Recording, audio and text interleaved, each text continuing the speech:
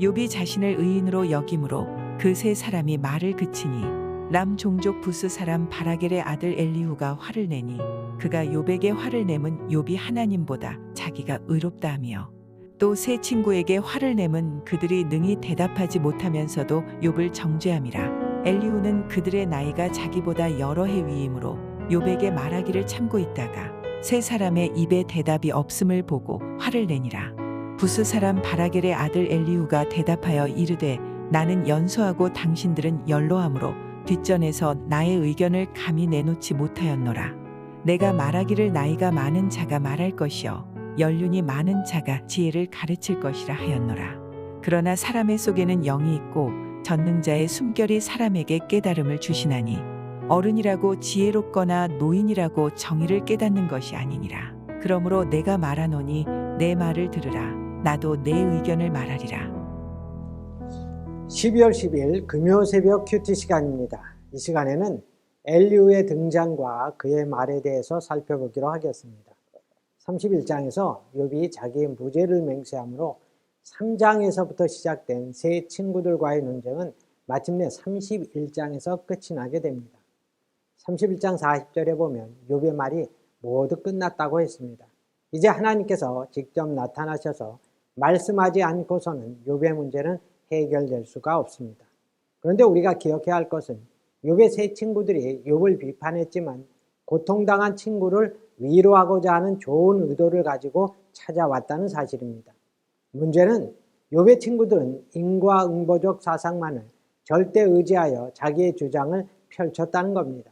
때문에 위로라는 본래의 목적에서 완전히 벗어나 오히려 고난당하고 있는 욥을 정죄하면서 더 큰 고통 속으로 몰아넣고 말았습니다. 그때 욥과 세 친구들의 논쟁을 곁에서 지켜보고 있었던 한 사람이 있었는데 바로 엘리후입니다. 엘리후라는 이름은 나의 하나님이 바로 그분이시다는 뜻으로 엘리후는 욥과 세 친구들보다는 나이가 어렸습니다. 그래서 연장자들 앞에 나서지를 못하고 듣기만 했습니다. 그러나 그들의 논쟁을 듣다가 더 이상 참고 있을 수만은 없어서 드디어 32장에서 나서게 됩니다. 당시 시대의 전통인 연로한 사람에게 지혜가 있다는 것을 존중하여 욥의 친구들에게 변론을 맡겼는데 문제는 그대로 논쟁이 종결되면 하나님께서 불공평한 분으로 남게 되기 때문에 논쟁에 나서게 되었던 것입니다. 엘리후는 분노하며 나서게 되었는데 본문에 보면 4번씩이나 화를 내었다고 했습니다. 먼저 욥에게 화를 낸 이유는 욥이 자기의 의를 지나치게 주장하다 보니 하나님을 불공평한 분인 것처럼 만들어버렸기 때문입니다. 2절에서 엘리후는 욥이 하나님보다 자기가 의롭다 해서 화를 낸다고 했습니다. 욥은 지금까지 세 친구들과의 변론을 통해서 자기가 하나님 앞에서 무죄하다는 사실을 계속적으로 변호해 왔습니다. 그런 욥의 지나친 자기 변호는 하나님께 무언가 잘못이 있다는 것으로 보여졌습니다. 우리가 조심해야 될 것은 고통과 고난을 당할 때 지나치게 자신을 변호해서는 안 된다는 것입니다. 자신이 당하고 있는 고난에 집중하다 보면 하나님께 불평하고 원망하는 자리로 옮겨갈 수가 있기 때문입니다. 다음으로 엘리후가 욥의 친구들에게 분노한 이유는 그들이 욥의 말이나 질문에는 제대로 답변도 하지 못하면서 욥을 정죄하는 데만 급급했기 때문입니다. 엘리후는 지금까지 세 친구들과는 차원이 다른 방식으로 욥과 대화를 나눕니다. 자신의 주장만을 강요하면서 욥을 더 큰 고통 속으로 몰아넣는 세 친구들과는 차원이 달랐습니다. 성경을 보면 엘리후는 대단히 예의 바르고 겸손하게 자기의 논지를 전개하고 있는 것을 보게 됩니다. 32장부터 37장까지 4차례에 걸쳐 엘리후가 행한 말을 보면 욥의 고난을 깊이 동정하는 것을 봅니다. 그것은 욥의 고난을 죄 때문이라고 말하면서 욥의 마음을 더욱 아프게 했던 앞선 세 친구들과는 전혀 다른 방식입니다.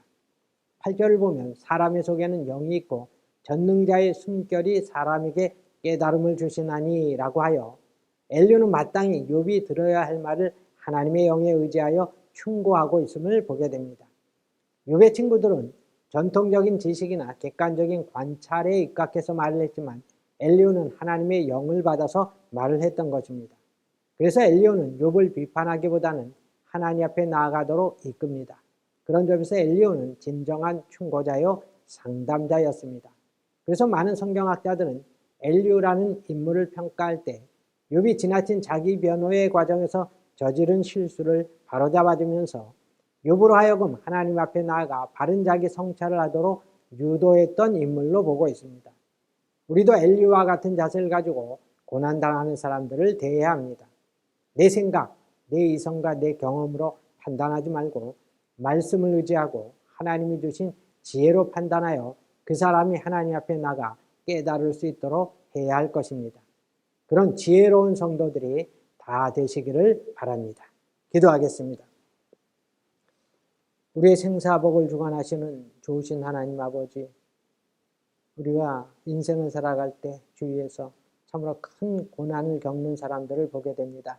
그럴 때 내 생각, 내 경험으로 판단하지 말고 참으로 하나님이 주신 지혜로 하나님의 뜻을 구하면서 그들에게 하나님 앞에 바로 나아갈 수 있고 깨달을 수 있도록 이끌어 줄 수 있는 그런 믿음의 성도들이 다 되게 하여 주시옵소서. 모든 말씀 예수님의 이름으로 기도드리옵나이다. 아멘.